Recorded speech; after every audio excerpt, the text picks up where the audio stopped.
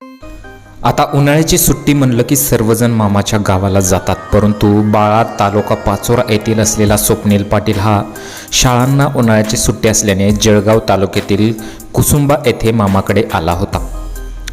मागील काही दिवसांपासून स्वप्नील हा मामाकडे होता. दरम्यान 10 मे रोजी सकाळी सर्व मुले बाहेर खेळत होती. त्यांच्यासोबत स्वप्नील देखील होता. खेळत असताना तो घरात आला व घरच्या मजल्यावर रूममध्ये जात त्याने गळफास घेत आत्महत्या केली. दरम्यान दुपारी एकच्या सुमारास त्याची आजी त्याला बोलवायला गेली असता खोलीचे दार आतून बंद होते. दार उघड का नाही म्हणून आजीने आरडाओरडा केली. नंतर शेजाऱ्यांनी धाव घेत दरवाजा तोडला. तेव्हा स्वप्नील हा गळफास घेतलेल्या अवस्थेत आढळून आला. त्याला तात्काळ खाली उतरून शासकीय वैद्यकीय महाविद्यालय व रुग्णालय जळगावमध्ये दाखल करण्यात आले.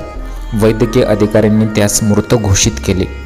आत्महत्येचं कारण समजू शकलेलं नाही. या प्रकरणी MIDC पोलीस ठाण्यात आकस्मिक मृत्यूची नोंद करण्यात आलेली आहे.